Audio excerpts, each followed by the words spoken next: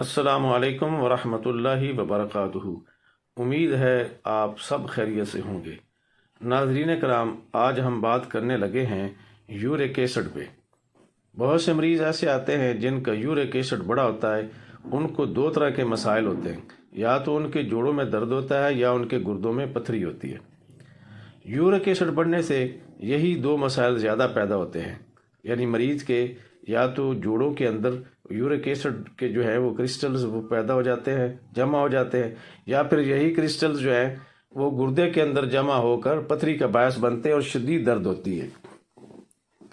علاج بالغذا میں اس کا کس طرح سے علاج کریں گے، یہ آج ہم آپ کو بتانے جا رہے ہیں کہ بغیر کسی دوا کے آپ صرف اپنی غذاؤں سے ہی یورک ایسڈ کا علاج جو ہے وہ آسانی کے ساتھ جو ہے وہ کر سکتے ہیں۔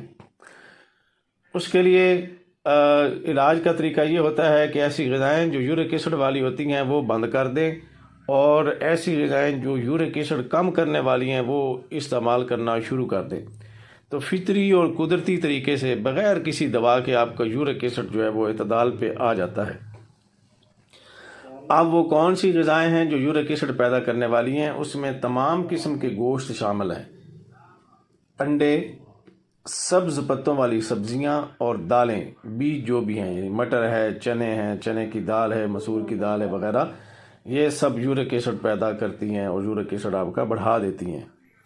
آپ نے ان غذاؤں سے بچنا ہے، یعنی گوشت، انڈے، دالیں، سبز پتوں والی سبزیاں، یہ آپ نے بالکل استعمال نہیں کرنی۔ اب آپ نے کون سی غذائیں کھانی ہیں، اس کی ایک ترتیب میں آپ کو بتا دیتا ہوں۔ سب سے پہلی اور اہم بات آپ لوگ جانتے ہیں، ہم بار بار کہتے ہیں کہ شدید بھوک کے بغیر نہیں کھانا۔ شدید بھوک پر کھائیں گے تو وہ ہضم ہو جاتا ہے، بغیر بھوک کے کھائیں گے تو وہ ہضم نہیں ہوتا، وہ جسم کے اندر رک جاتا ہے، اس کے اندر تفن پیدا ہوتا ہے اور خرابیاں پیدا ہوتی ہیں۔ شدید بھوک پہ آپ نے ناشتے میں گاجر کا حلوہ دیسی گھی والا لینا ہے، یا 3-5 دانے انجیر کے، اور ساتھ میں 20-21 بادام کھا کے نیم گرم 1 گلاس دودھ کا پی لے۔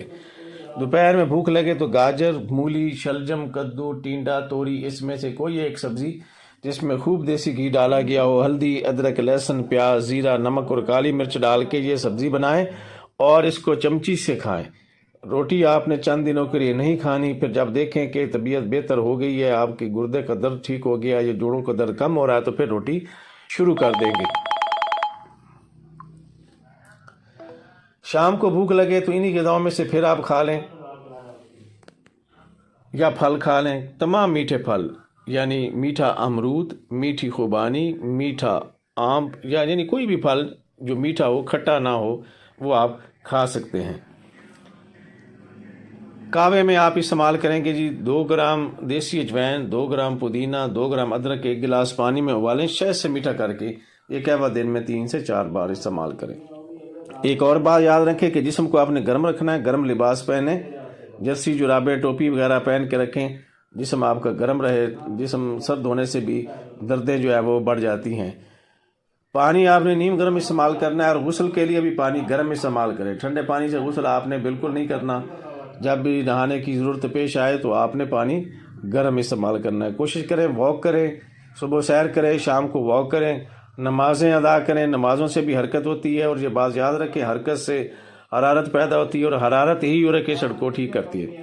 قانون مفرد اعضاء کے مطابق یورک ایسڈ جو ہے یہ عضلاتی تحریک میں ہوتا ہے، یعنی عضلاتی اعصابی تحریک میں، اور بعض عضلاتی غدی تحریک میں بھی یہ یورک ایسڈ جو ہے وہ دیکھا گیا ہے۔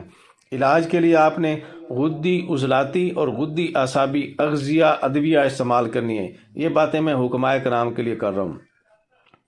عام ناظرین کے لیے جو حکماء نہیں، ان کے لیے میں نے غذائی علاج بتا دیا۔ دوا کے لیے ہمیشہ مستند اور ماہر معالج سے ہی رابطہ کرنا چاہیے۔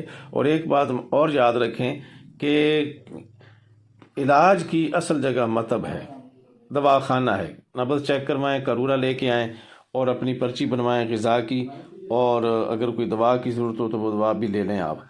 بصورت دیگر اگر آپ نہیں آ سکتے، گھر میں علاج کرنا چاہتے ہیں، تو آپ نے صرف اور صرف غذاؤں پہ فوکس کرنا ہے۔ جو غذائیں ہم نے بتائی ہیں وہ آپ نے استعمال کرنی ہے، اور انشاءاللہ آپ دیکھیں گے کہ آپ کا یورک ایسڈ بغیر کسی دوا کے جو ہدایات ہم نے بتائی ہیں اور جو غذا بتائی اسے ٹھیک ہو جاتا ہے۔ السلام علیکم ورحمۃ اللہ وبرکاتہ۔